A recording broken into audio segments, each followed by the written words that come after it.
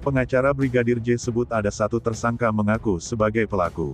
Namun sebelum kita lanjut, mohon luangkan jari Anda untuk menekan tombol like, komen, dan subscribe, agar kami makin bersemangat berikan kalian berita menarik setiap harinya. Kamarudin Simanjuntak, pengacara yang ditunjuk keluarga menjadi kuasa hukum Brigadir Nofriansyah Yosua Huta Barat, mengatakan sudah ada satu tersangka yang ditetapkan oleh penyidik pada kasus dugaan pembunuhan berencana atas kliennya. Dia mengatakan, tersangka tersebut sudah mengaku yang menjadi pelaku penghilangan nyawa brigadir, kliennya. Sudah ada tersangka, yang pertama yang sudah mengaku dulu sebagai pelaku. Nanti dikembangkan kepada yang lainnya, kata Kamarudin Simanjuntak saat mendampingi keluarga Brigadir J memberikan keterangan di Mapolda Jambi, Sabtu, tanggal 23 Juli tahun 2022. Yang perlu diinformasikan adalah kami sudah menemukan jejak digital dugaan pembunuhan berencana, artinya ada rekaman elektronik, kata Kamarudin Simanjuntak. Meski begitu Kamarudin masih belum bersedia menyebutkan siapa pelaku yang mengaku sudah membunuh Brigadir J dan ditetapkan tersangka itu. Ini masih dirahasiakan dulu untuk kepentingan penyidikan ya, ungkapnya.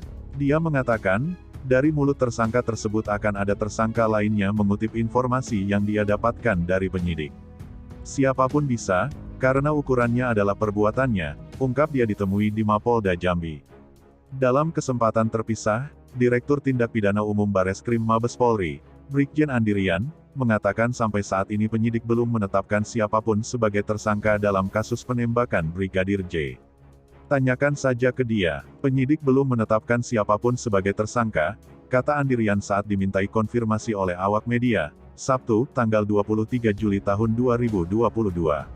Menurut Kamarudin pada rekaman elektronik tersebut Brigadir J mengalami ketakutan pada Juni tahun 2022 hingga menangis. Rekaman elektronik itu, teknisnya akan kami ungkap nanti, katanya. Kamarudin menjelaskan dugaan ancaman pembunuhan itu terus berlanjut hingga 1 hari menjelang kejadian atau tewasnya Brigadir J. Namun salah satu yang saya pastikan, itu pengancamannya di Magelang, Jawa Tengah.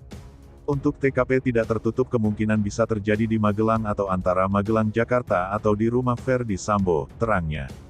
Kamarudin juga memastikan bahwa kasus dugaan pembunuhan berencana ini sudah dinaikkan statusnya dari penyelidikan ke penyidikan. Hari ini mendampingi pemeriksaan sidik, artinya status atas laporan kami ditingkatkan dari lidik ke sidik. Lidik itu artinya mencari tahu apakah ada terjadi tindak pidana. Setelah penyelidik yakin ada dugaan tindak pidana meningkatkan statusnya menjadi sidik, katanya. Sidik itu artinya ada perbuatan pidana, tinggal menentukan siapa saja tersangkanya, tambahnya. Pembongkaran makam ekshumasi untuk mengautopsi ulang jenazah Brigadir Nofriansyah Yosua Huta Barat atau Brigadir J, bakal digelar pada Rabu tanggal 27 Juli tahun 2022 pekan depan. Kepala Divisi Humas Polri Irjen Dedi Prasetyo mengatakan, keputusan tersebut diambil setelah penyidik berkoordinasi dengan pihak kuasa hukum Brigadir Yosua, dan Perhimpunan Kedokteran Forensik Indonesia.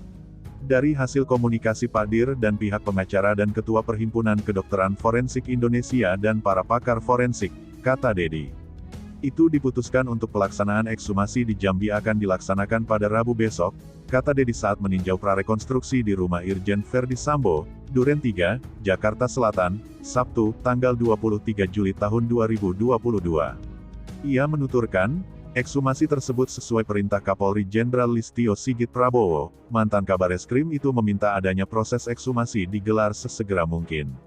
Tak tanggung-tanggung sedikitnya 7 dokter dari Perhimpunan Kedokteran Forensik Indonesia, bakal dilibatkan dalam proses autopsi ulang jenazah Brigadir Yosua. Kalau dari Perhimpunan Kedokteran Forensik Indonesia yang saya sudah dapatkan informasi ada 7 orang, ungkap Dedi. Namun begitu, dia tidak merinci nama-nama dokter eksternal yang dilibatkan dalam autopsi ulang tersebut. Menurutnya, dokter itu memiliki kemampuan mumpuni di bidangnya. Namanya saya tidak hafal, ada beberapa guru besar di situ yang memang expert di bidang, terutama forensik, itu akan hadir ya. Termasuk nanti dari kedokteran forensik dari Polri yang juga sudah memiliki pengalaman, bebernya. Mungkin itu saja yang dapat kami sampaikan, bila ada kata yang kurang berkenan kami mohon maaf yang sebesar-besarnya, karena kesalahan datang dari saya selaku manusia biasa yang tak pernah luput, dari yang namanya salah, lupa, dan dosa.